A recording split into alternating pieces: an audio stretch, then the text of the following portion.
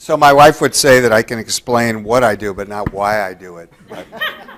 But I'm going to talk today. First of all, I hope everybody has something to write with, because as a professor of mine here at Northwestern used to say, the dullest pencil beats the sharpest memory. But I won't be offended if you're actually taking notes on your device, although I'll tell you, just to give you an idea of how the world changes, when we have meetings with grown-ups and some of our startups, we have to tell the older people in the room that they're not doing social media or their email, that they're actually taking notes on their phone. So this is one of the things that we've had to deal with. So I'm going to talk to you about the future, and I saw some social media that this was going to be about startups. I'm happy to respond and talk about startups, but what I thought I would really do is show you where we see the world going, because these trends and these sort of developments are what is going to drive the creation of millions of businesses over the next few years, and so it's important to understand directionally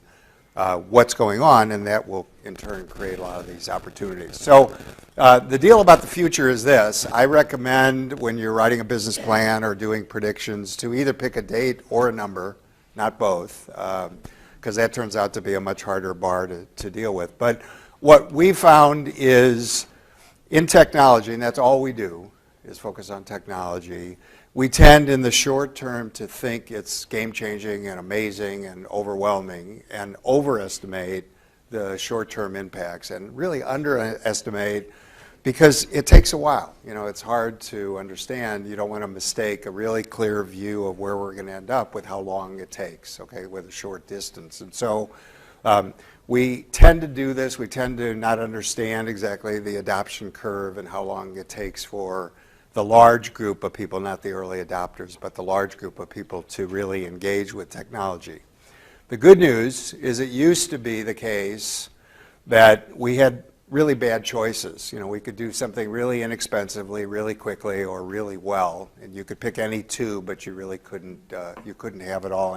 And today, because of the accessibility, because of the inexpense of technology, we can actually launch things that are good enough to get started on a really remarkable basis. And so today, we don't have to do this. And when startups come to us in 1871 and say, you know, we're doing a half-assed job, or this is all we could do, or we're going to try this for a while, you know, our answer is that's not a failure today of technology, and it's not a failure of resources. It's a failure of creativity. It means that they didn't do their homework, and they didn't think long enough and hard enough about what the issues were. And while we believe in free speech at 1871, I think it's important to have free speech, we've outlawed the phrase, "I don't know." And the reason we've outlawed the phrase, "I don't know," is because in the old days, that just meant that you were ignorant. And being ignorant is a curable condition. Today, it means you're lazy. Today it means you didn't look, you didn't do your homework, you didn't do the research. And so when you come into a meeting and say, gee, I don't know, we're like, boy, have you wasted not only your time, but our time as well. And so it's important to understand almost everything you need out there to be successful is out there in the way of technology, in the way of resources, in the way of information. The things you have to bring to that are passion and a bunch of other things, and we'll talk about that as we go.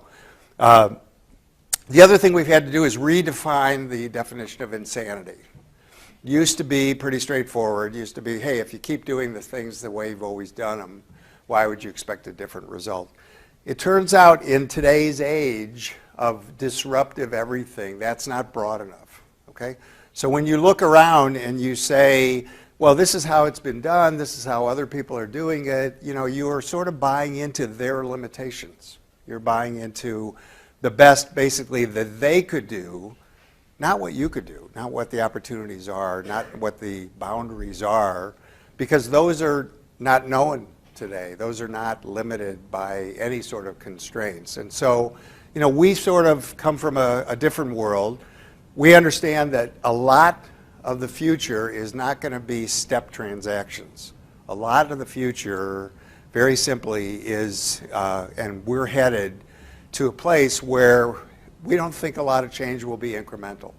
We think it will be, today, a fax machine is great, and tomorrow, who in the world needs a fax machine? And so these are the kinds of disruptions that we're looking at, and frankly, when we talk about boundaries, we're completely sort of converts to the spinal tap theory of boundaries, and that is that, 1 through 10 is fine, but, we're all about 11, and we're all about sort of reaching that. And by the way, this is a philosophy that you need to sort of buy into, to be part of this, to not measure yourself by what other people expect of you, not measure yourself by what have been the limitations of other people, but really say, there's always going to be naysayers, there's always going to be people who say why we can't do this kind of stuff, and that's great for them, but we're not going to let that prevent us from sort of doing what we need to do, because entrepreneurs are sort of crazy people, and they look at situations that we've taken for granted, that we've looked at for years,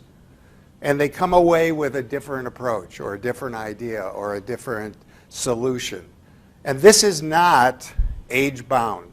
This is not something that only new people or young people can do. One of my favorite entrepreneurs is this lady, and I love her pearls as well. So she walked into a bar in New York, not a bar, a bank in New York, and said she was taking a cruise for a week, and could she borrow $10,000? And they said, well, we don't know you from Adam. You seem like a perfectly nice lady, but we don't randomly lend $10,000 to people. And she said, I'm just taking a week-long cruise. I'll be back. I'll give you the money back at the end of the week. And they said, not really, not really. And she said, well, I have unbelievable collateral parked right outside. I have my Bentley. And they said, well, now you're talking. And so long story short, because banks basically only lend you money when you don't need it, but they lent her the $10,000. She went off on the cruise, came back in a week, gave them the $10,000 back and the $6.10 in interest. They gave her the keys, and as she was walking out, they said, we called your bank in Scarsdale. It's right up the street. And they said they would have lent you $50,000. They said, you have enormous credit, a big home up there, several of these cars. How did you come to borrow $10,000 from our bank? And she said, well, where else could I park a car for a week in New York for $6.10, okay? So entrepreneurs are sort of creatively guerrilla-y folks. And, not knowing what you're incapable of, not knowing what you're supposed to not be able to do is a really significant thing in this process. We had Bill Rancic, who was, his last claim to fame, I suppose, was he was the first apprentice before Donald Trump, became a candidate for presidency. And Bill Rancic came and he was talking about the Bumblebee, and he said, all of the physics professors in the world have made it clear that the Bumblebee's wing ratio to its body weight is such that they can't fly, but of course nobody told the bees, because they fly in a different way, okay? They don't fly in a fixed wing sort of solution. And that's what goes on all the time in terms of the world we live in. It's also a world where size is actually an impediment. Size is actually an obstacle to being reactive and to being able to adopt change and pull these things off in real time and in short order. Give you one idea just from the world of ad agencies. It wasn't so long ago that 4 campaigns a year was sort of a given for a big agency. You might have a campaign each quarter for 90 days, a couple of $1 million. Today, you would be shot if you did anything like that. And the reason is that in the old days, we didn't have the information, we didn't have the feedback, we didn't have the ability in real time to make adjustments and shifts and things like that. And so in the old days, advertising was sort of a set it and forget it thing. Today, nothing but maybe your lawn sprinkler is a set it and forget it thing, because today everybody is obliged to react constantly to the flow of information, and the flow of information is overwhelming, and in addition to being overwhelming, it's really, really valuable, and it's changing the way that everybody has to behave. So, in our world, we have sort of the couple of doctrines. You probably heard all these things. They're not exactly cliches. This we think of as sort of Uber, saying we're going to go out and just do it, and then we're going to let the regulation, which, by the way, tends to lag innovation by years and years. But, you know, the other thing is that they're already in almost 60 countries now and growing. So is Lyft, which is sort of another version of Uber. This is a different thing. So this is about speed and permission. This is about size. So this is Airbnb. Airbnb is in almost 200 countries. And they're getting to the point, and this is what's so powerful about what's going on with the nature of disruptions that we see today. They're getting to the point where nobody is going to be able to ignore them. And we're pretty close to a time when the hotels will learn what the airlines learned. Okay? And what did the airlines learn? They learned that taking off with one empty seat is stupid. And even if that seat has only $1 of revenue associated with it, it's better than an empty seat. And we're just minutes from the time when basically the hotels will have Uber, will have Airbnb, will have all of these services. It may be a back door, okay? It may be something that over time it takes a little while. But this year at South by Southwest, more room nights were booked by Airbnb than all the hotels in Austin combined. And you can't ignore that kind of flow. That's what goes on here. The economics about these situations make it unavoidable to adopt change. Uber is expanding, but they're creating a new sort of idea, and you've heard everybody talk about B2B and B2C, business to business, business to computer, and to consumer. Today, we have a new thing going on, and this is going to dictate the technology economy more than any sort of single concept, and it's called platform to platform. And what it means is that when Uber decided to provide delivery service to 24 million little businesses, they didn't call on 24 million businesses. They figured out who was already there, who had already laid the track, who was already providing services to those businesses, and they made that deal. And that's what causes the compression and the consolidation in technology. It's that people are already there, and now you figure out 28 other things to do over their pipe, their infrastructure. You don't make that investment. You share revenues with them. You use their existing marketplaces and their audiences. So we're going to see more and more of that. So that's sort of an overview. I'm going to talk about basically 10 things that are going to change the game. Your world, our world, everyone's world, business's world. Number one is time. We know this to a moral certainty. You can do whatever you want, but you just can't do everything. And so every single business in the world will now be obliged to compete along the vector of time, whether you're in the grocery business with basically no groceries and no infrastructure and no employees. What are you really selling? Okay, you're selling time. You're selling convenience. And we're going to see that this is a rising bar, and that every time we think that we understand what's going on, we'll turn around and see a change. So MasterCard, it's not enough to go to the counter and use your phone. Now your face will permit you to pay for transactions. This is happening in every industry that you could imagine, all based on basically speed. So these are a few of the industries. This is just an example. One of our companies is called Sprig, and they deliver basically food to your home faster than you can cook it. 15 minutes. 15 minutes sounds pretty aggressive, and it would be in most worlds, but here's a company that provides customer support for your business in the cloud, and what's their standard? They'll respond in 3.5 minutes on average to your customers. Okay? Try to be in a business that says we'll get back to you within the next business day or two, and see how long you're breathing. Okay? It won't be long. And 3.5 minutes sounds pretty fast until you talk about these folks. They'll download a full-length feature to your computer in 1 to 3 minutes while you're at the airport, so you can watch it on the fly and while you fly. And that's just the beginning, because Amazon, shameless as they are, is shipping shit to you that you're going to buy, okay? Now, how do they do this, okay? Only Amazon would say, well, you know, seconds is not fast enough.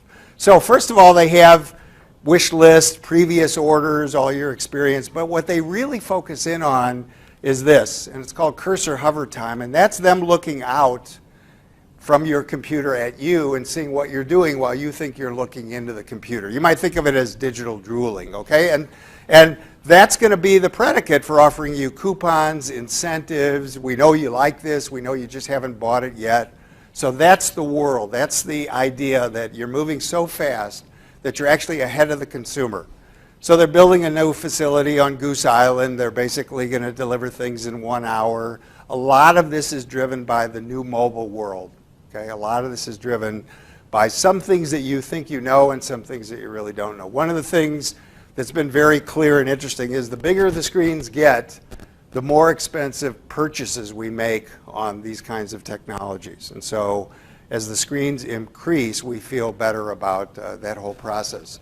But having said that, the thing that you probably don't understand is basically that today, 70% of what we do on our phones is in our homes.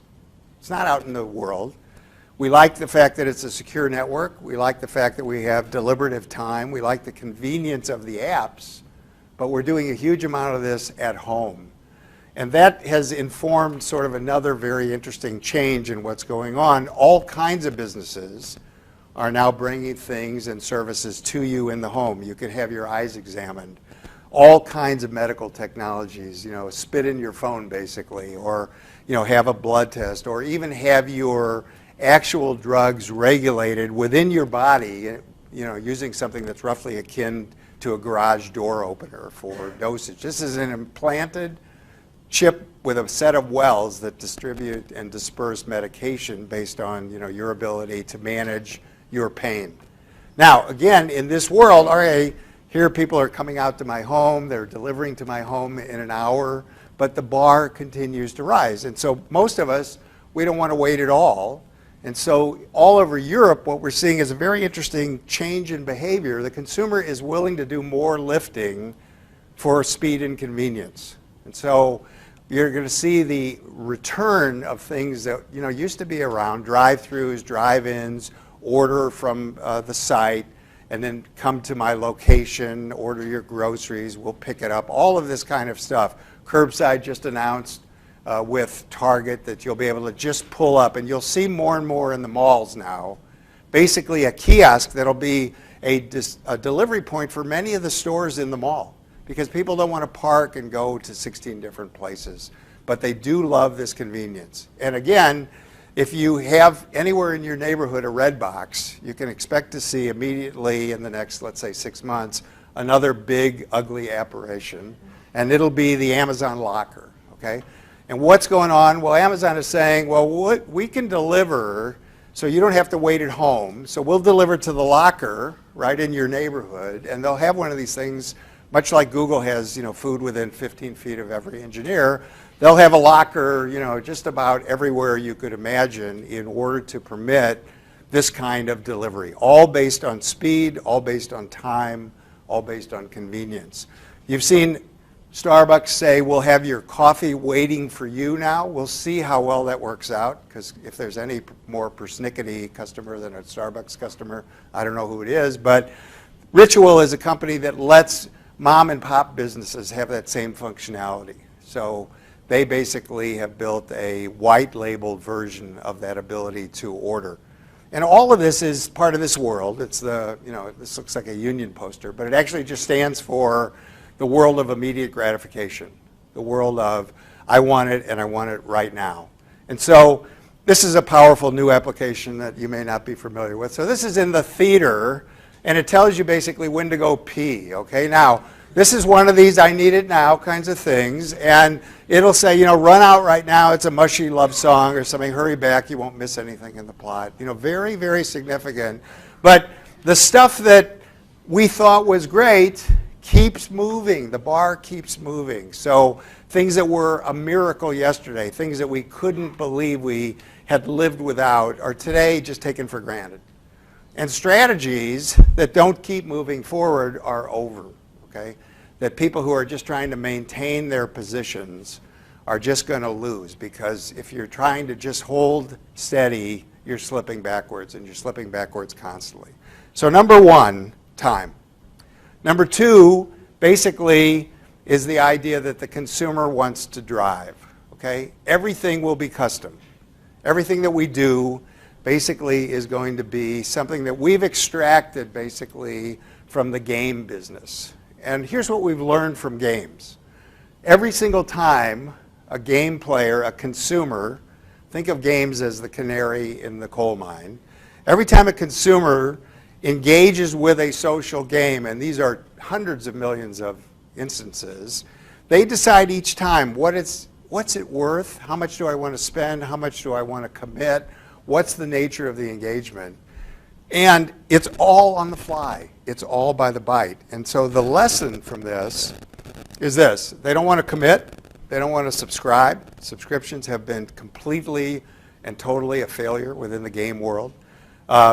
We're not watching appointment TV much anymore. We're in this new world, and it's all driven by the desire to have it right now, have it at your convenience, in your location, as you want it. And so we're seeing more and more of that as we go. And frankly, in 2015, more people will watch time-shifted and streamed video than broadcast video.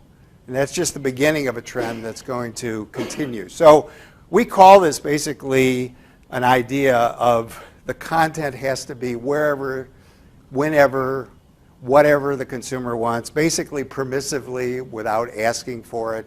And the consumer wants to set the terms and the price and the location and the interactivity of this whole experience. And so businesses are going to have to say that the old model that I guessed a sweet spot, that I guessed a price, that's gone.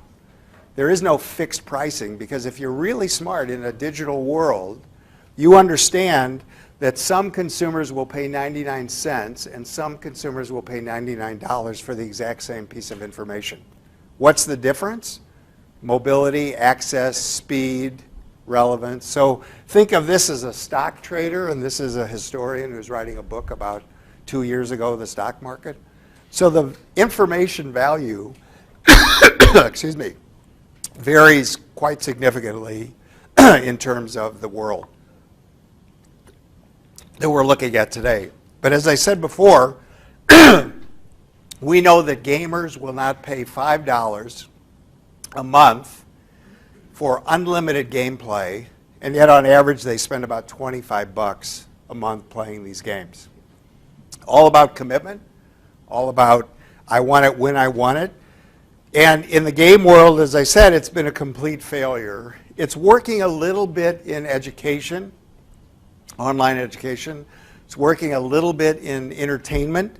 But in gaming, which is the real sort of prototype for consumer behavior, it's not working at all, because it's just not what the consumer wants. So number one, time. Number two, customization. I want it my way.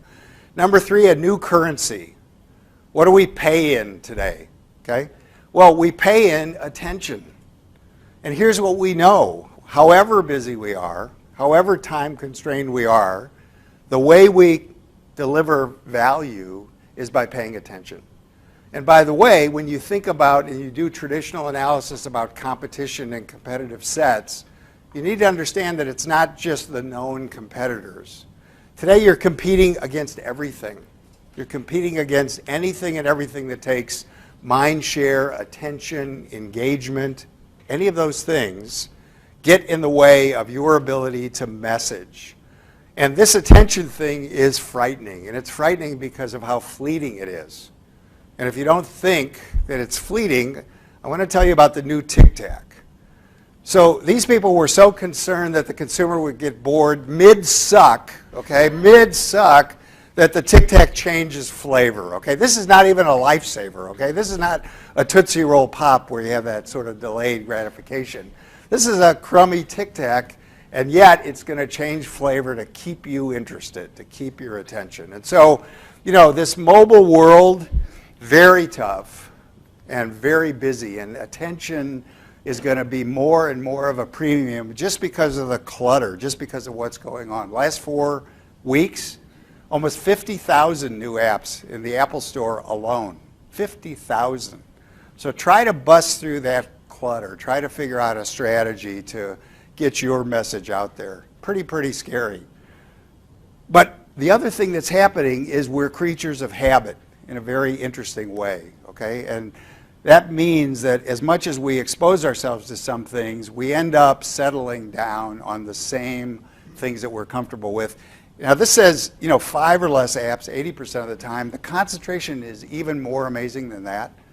Its ComScore says that we spend more than 50% of our time online in terms of using mobile apps with a single app. And you can judge this by your own experience. So we're in this interesting world now. We used to believe that things went viral, if you will. There was a measurable curve. There was a way to sort of treat that. Today, social has changed that game too. It's a matter of moments. It's a matter of minutes. It's not something that builds over a substantial time. So in the old days, even when you reached a saturation point, you sort of thought that you had built the hill. You sort of thought that you had built some kind of advantage over the investment that you made, and yet that's not the case. And the reason it's not is that as quick as we are to adopt new technologies, the only thing we do quicker is discard them, 10 times quicker. So the abandonment curve is such that if you don't hit it and get it on day one, you're over. And the other thing is, we know that the consumer's appetite is constantly changing. And so whatever was super duper and working is also going to be yesterday's news pretty quickly. So in the old days, location had a lot to do with value. Today it's almost irrelevant. In the old days, basically you would say that to get a sale, I need to touch a prospect 7 times on average. Today in this cluttered, noisy world of the web, 3 times that. Hundreds and hundreds of contacts to just find a customer. So there's all kinds of new strategies about how you need to manage that entire process, and we'll talk about some of those. But what you really have to understand is that today our attention is a transaction, and we have to pay for it. Whatever you're selling, whatever you're inventing, whatever you want to be doing, it's a deal. And how do you pay for attention? Well, here's how you pay for it. You demonstrate to the customer, to the consumer, to the client, that you're delivering one of these value propositions. Save me time, save me money, make me more productive, make me a better decision maker, increase my status. This didn't happen until about 11 years ago. Status we knew was valuable, status we knew mattered. But until Facebook came along and changed the web from a thing of links and anonymity to a highly personal world, status was not something that we could publish, confer, award, distribute. Today we can. So today we have all kinds of different services that measure our status, that measure our influence, and these become behavior drivers and ways that we can create entire businesses. So everybody in the world keeps score. That's just how it is. We don't want to be at the bottom of any leaderboard you could imagine. We don't want to be the worst of our friends in anything. And so status is now increasingly a part of this equation to get people to pay attention. It's a reward strategy. It's a very interesting sort of world. Today, we're also doing another sort of interesting equation. We have to believe in a product before we buy it. It's not price first. It's really reputation, credibility, brand, and then we'll do a calculation, and it still won't be about price. It'll be about relative value. So price is a bad strategy, okay? And so what happens here is that worth, this idea of value, is not a dollar and cents calculation. And in fact, to give you a good example, last year was the first year in about a decade that Coke raised its share of domestic sales. And how did they do it? They did it by this, okay? And what was this? Well, this was the most shameless marketing you could imagine, because they weren't selling Coke. They were selling what was on the label. Okay, they were saying, buy a bunch of these bottles and give them to your BFF and your mom and your sister Sally and all that stuff. And, it tastes okay, but that's not really why you're buying the thing. So they figured out that a way to grow a business that hadn't grown in a decade was by connecting people in a driver that had nothing to do with their product. Nothing to do with their product at all. It had to do with this idea of paying attention and paying attention to other people. Now, here's another interesting thing. Attention turns out to be not an all or nothing thing. Now, we at 1871 believe that multitasking is one of the worst lies in the history of man, and that multitasking just means you're doing a lot of things poorly. But having said that, here's what's going on in the world. So you know the producers, they sold 200% of the play and hoped the play would fail. So here's what we found, and this is actually what's going on. The day is not 24 hours anymore. It's about 31 hours. And the reason for that is that in addition to what we traditionally are doing, we're spending about 11 hours a day engaged with technology and media. And so when people report now, they literally report on a day that's longer than 24 hours.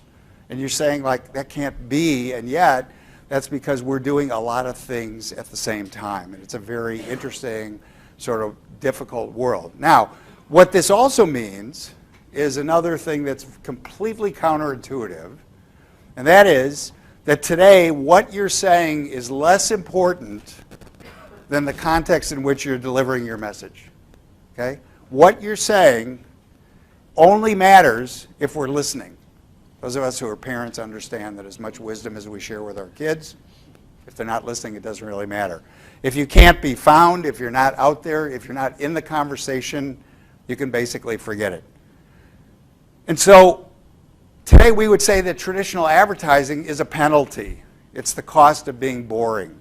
It means you haven't figured out a strategy to command the attention, to engage your targets, to really engage them transactionally. And so just throwing stuff against the wall is a prescription for failure. Today it's about engagement, not pissing people off, not having people wonder where the stupid little gray arrow is, that they're X, that they need to shut down the ad that's over whatever they're trying to read or whatever they're trying to see. So in this world, frequency is not the game, it's accuracy. It's all about targeting. It's all about getting the right message to the right person in the right context, and we call this smart reach. And smart reach means the following. I'm only going to pay attention to something that engages me, that's relevant, that's highly customized, and if it's delivered to me at the right time in the right place. So that's the same formulation you saw in the game world. What do I need? When do I need it? Wherever I'm at, and basically without asking. We want this information at the tip of our fingertips, and we want it now, and we want it everywhere we're at. And again, we're proving this in dollar and cents terms now. This is not something that we're just sort of hoping with. Here's a great example. So if you read about Under Armour, who we think of as a clothing company, they spent $1 billion on fitness, watches and bands and stuff like that, trying to get into the data side of exercise. Why? Because of this. Because the likelihood that you'll spend more and that you'll buy their products skyrockets when you're coming off of a workout, when you're coming out of an exercise sort of context. So context is so important to them that they want to be part of that experience for every single consumer, because they understand that that connection is the most valuable relationship that they'll have. And we're seeing this in a lot of companies. Context Media, Chicago company delivering medical information about diabetes and other diseases in the waiting rooms of doctors' offices. Interestingly enough, if you looked at the national statistics, if you have an internist, you're lucky to spend 7 minutes in that person's presence in a year, and you don't get to ask anything. And in the new world, you don't even get to talk to the person because the doctor has their head down on a tablet and they're filling out information. So these folks found a place, a niche, a desirable content, a place where consumers were paying attention. This is another exploding Chicago company called Raise. They provide a marketplace for coupons and gift cards, but mostly gift cards.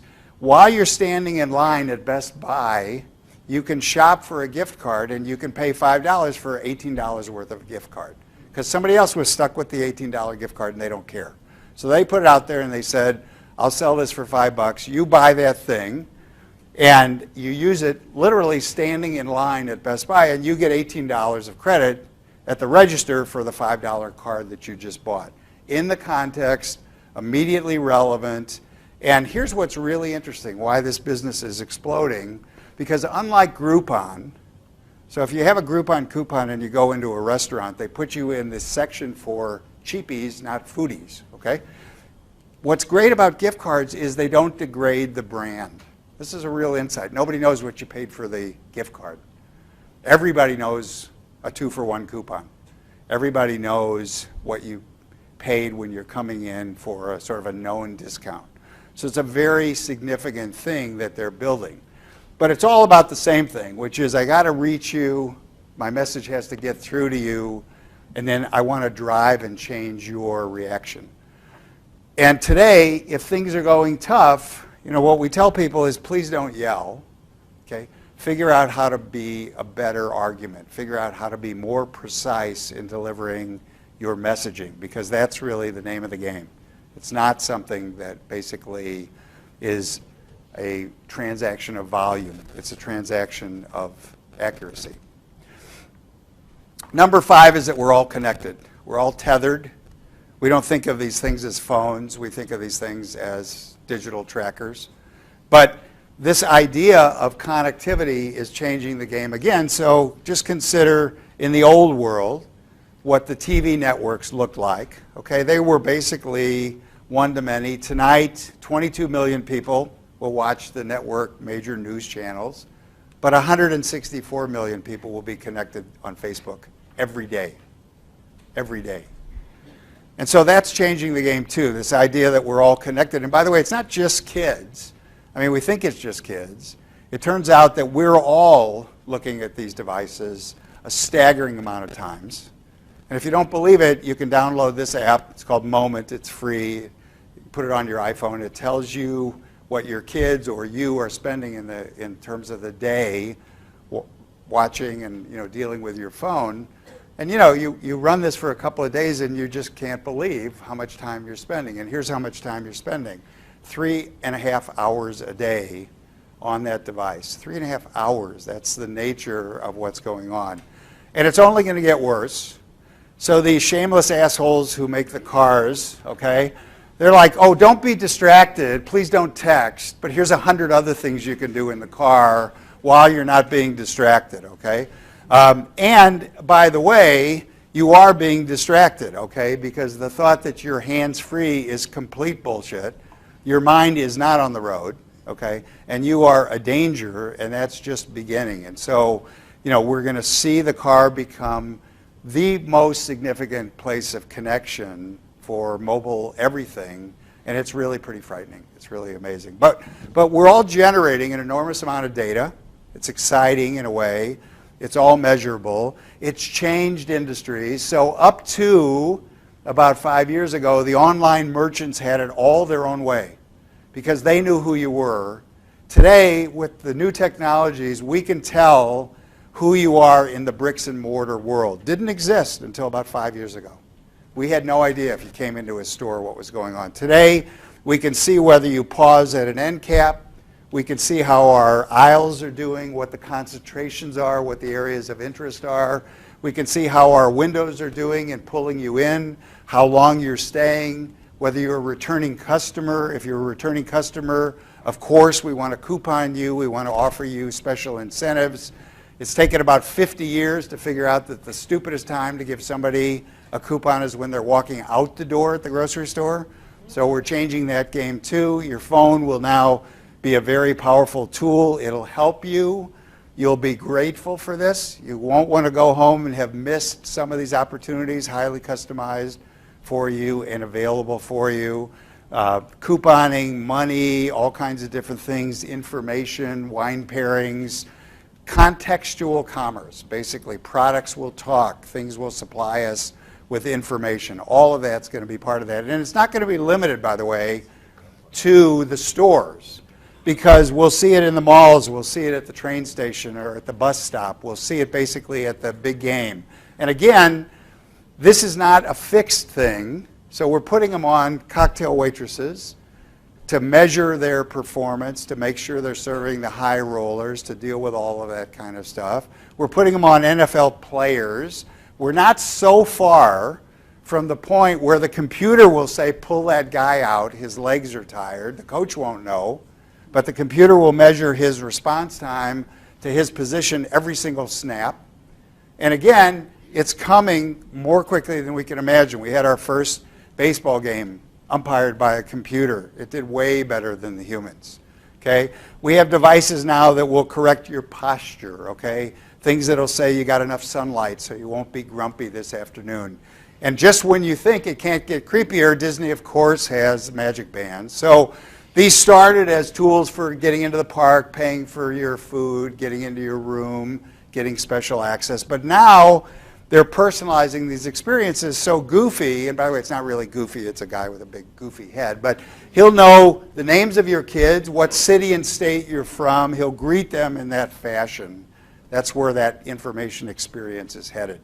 So the other thing that's important about this idea that we want it right now is that we're seeing a change in the game that's really material, and that is that social is not even fast enough. Messaging is driving everything. We knew it was important, but what we didn't know was that it wasn't trivial, okay? And so it's going to be the way we behave. It's going to be the way that we expect increasingly to have more precise, fewer conversations than these sort of broad brush, shotgun-y kinds of interactions. So the things on our wrists will be alarms, there'll be transportation information, appointments, all kinds of different critical data, fraud alerts, all of this. The messaging economy will just continue to explode. But this is another one of these instances where basically there are players right now that we don't even know about, that we don't even know the name of, okay, that are getting enormous penetrations. And yet, just when you think that basically messaging is at least understood, it turns out we're not interested in messages. We're interested in answers. And so the new growth is in agency and concierge kinds of services that will provide answers for us, will provide the information we need regardless of where we're at. So again, going back to the car, BMW now, a new connected experience in the car, tell you where a nearby restaurant is, make you a reservation, give you the driving directions, all of that as a service. All of that is sort of a focus. Okay, so about 1 billion people will be added. Meantime, Twitter, some of these traditional services falling off a cliff, can't figure out a model, can't figure out really what to do. So that's not going to grow. And similarly, search is changing. Okay, search used to be sort of the only tool that a lot of us use. Today, search is disappearing in terms of value. And here's why. It's really an interesting problem. First of all, there's more and more time being spent on mobile, more and more time being spent on apps, and basically Google's engine can't see within apps. So those are silos. And so what that means is that Google can't see the whole social sharing revolution. And when you translate that into the people who have these enormous shares of the activity that's going on, and you say that Google doesn't know what you're doing, it doesn't know what kind of ads to serve against that, it doesn't know any part of that, we're going to see some big changes. And it's already starting. So the high value searches basically are now being conducted for products on Amazon. You know, we're already up to something, Facebook alone, about 1 billion searches. A lot of different changes. Social is going to blow by search. It'll be the entry point as we go forward, and that's a very significant thing. Facebook continues to be sort of the leading, player across all these different channels. But all of this is driven by one simple thing, and that's data. That's the personal data, not big data, but highly customized, highly specific, little data, personal, customized data. And when we look back, we're going to be amazed at how much and the way we ran businesses and how much information was there that we didn't take advantage of. Here's an example. This is a hashtag. Basically, 30 million people send pictures of their lunch. You would think that was fairly useless information, fairly trivial. Here's how we mine this information. Okay? What are they eating? Where are they eating it? Who are they eating it with? What time of day are they eating it? And you can't imagine how valuable this is and how much reporting is going on in terms of this kind of information. So we're moving to a point where we can use this information to change the game. We can change the way the consumer behaves. We can interrupt the consumer's behavior. We can do new things in a highly reactive fashion. And so people think that the web was about immediacy and low cost. It turns out it was about measurement. It turns out it was about accountability. And so today when you look at a business, whether it's education or healthcare or just about anything, you're going to be concerned with two words: transparency, how are you doing, and efficacy, how well are you doing, okay? And that's going to be the way we look, and a fair assumption is going to be that the consumer has almost perfect information. Now, some people get this, and some people have no clue. Doctors have no clue, okay? So doctors don't understand that there are sites like Patients Like Me where millions of consumers, patients, are talking about procedures, costs, bedside manner, everything you could imagine, talking about the doctors and how well the doctors do. And the doctors are living in this dream world where if you ask doctors, and we ask 500 doctors and 1,000 patients, how do patients decide on their selection of doctors? And the doctor said, oh, my advanced degree in neuro, whatever. And the patient said, oh, they have great free parking and a tremendous receptionist, and they have great hours. And this is the world we live in today. If you're not part of these conversations, if you don't understand what's going on, you really don't understand the kinds of changes. This is a service in New York. It's called Doctor Now. And very frankly, if you're in a foreign city or even in a city not your home and you need a doctor, you don't really care about much of anything other than is he available and is he close, because I have a problem. You don't want to see his credentials. And so that's happening now across all kinds of different industries. Basically, we're happier to have our diabetes measured by a device than wait 3 months for an appointment. We're happier to engage with machines than with people in many, many different areas. And it's true for law and it's true for everything. But it's part of this movement. It's part of a really interesting migration that has to do with some of those trends that I mentioned to you before. The idea that mobility, distribution, speed, accessibility. Remember when people used to care what music sounded like? Okay, that's long gone. Photographs. All we want to know is that we can share them. We don't care. We know who needs 40 megapixels or megabytes, whatever it is. So that idea is impacting all kinds of things. You know, we basically, we have a company that, anyway, let me just tell you how that's played out in just one fairly trivial industry, the pizza world, okay? The big guys have figured out social media, but they've also figured out pretty much across the world how to get a pizza to you in 30 minutes. And it turns out that you care more about the 30 minutes than how the pizza tastes. So they're killing the rest of the world. They're killing all the little guys because they are trumping what's really important, what's really driving the behavior of the consumers. And we have a lot of tools that permit us to do some pretty amazing things now. We used to know that advertising had a connection to commerce, but we never really knew, other than that these big populations would drive some transactions, we never had this kind of wonderful connection now where we knew dollar for dollar that if I spend this, I'm going to get this result, okay? There was a guy named John Wanamaker, and he said, half my advertising is always wasted, I just don't know which half, okay? Today, we know, and shame on you if you're spending money and trying to change behaviors without those kinds of measurements. Give you a quick example, Ticketmaster. You probably wonder why concerts sell out in 10 minutes. It's not because the music is better. The music sucks, okay? Here's what's better. The consumer today has a new powerful tool, and it's not Ticketmaster, but it's Ticketmaster enabled by Facebook.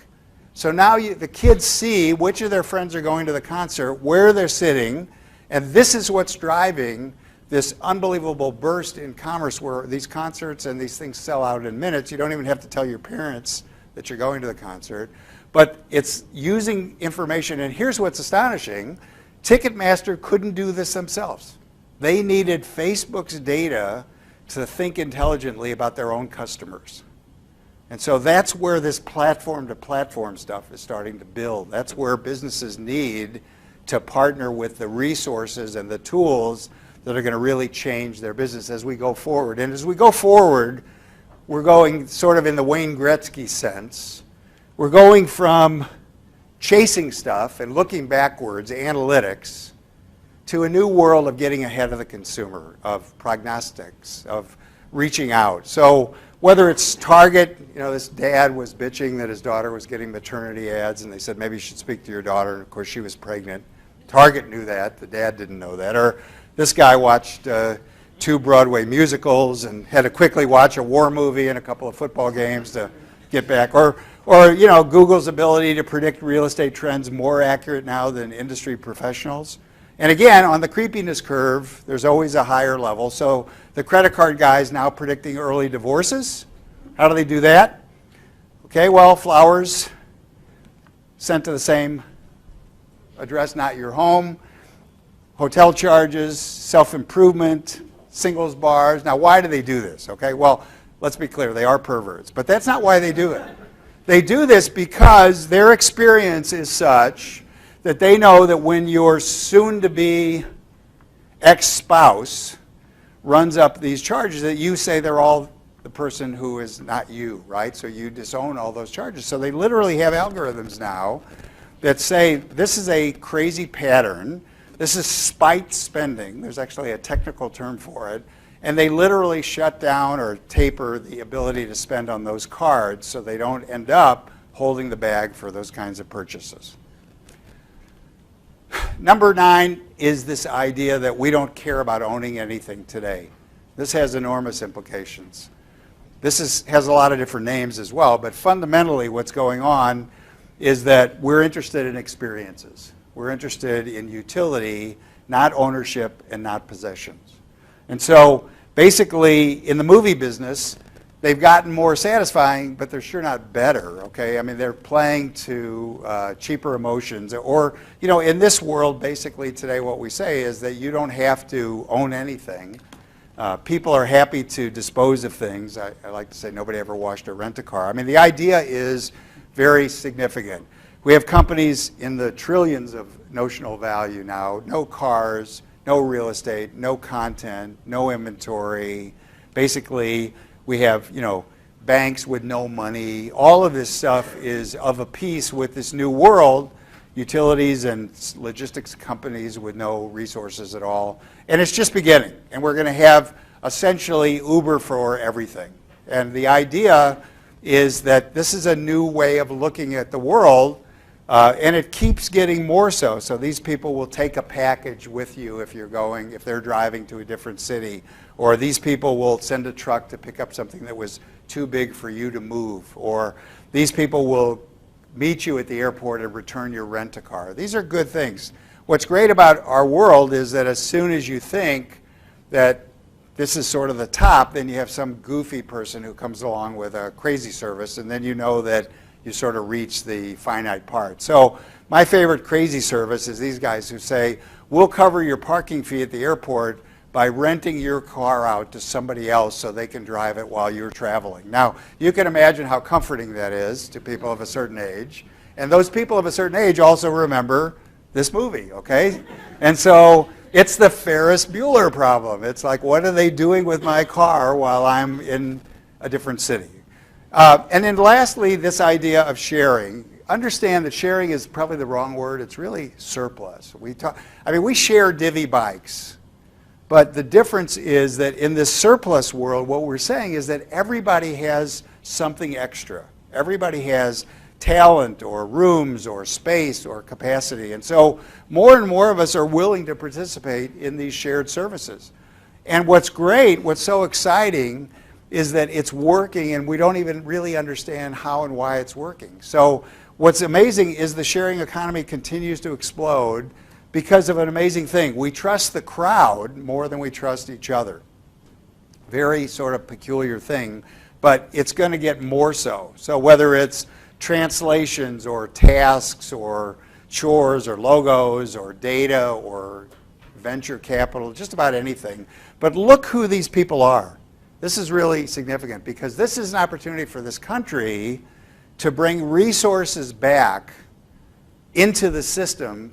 People who were age limited, who were retired, who were place bound, all these kinds of things, we can now reach out and pull them back into the workforce. And it's going to be an enormous change.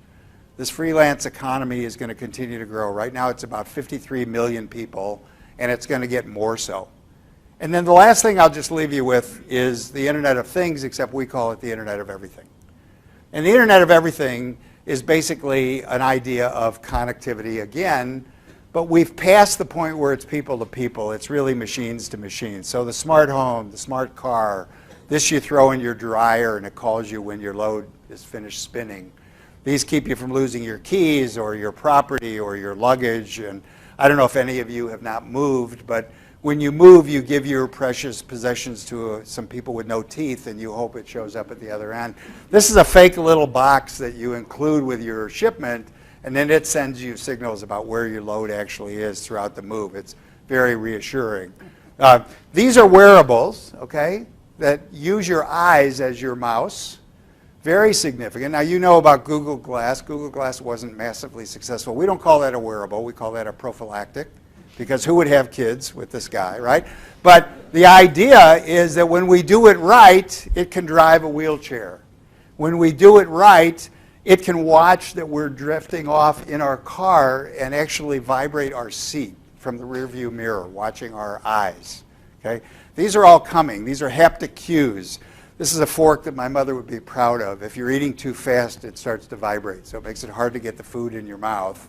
And it says slow down. This is a spoon that offsets Parkinson's tremors, so it makes it easier to eat.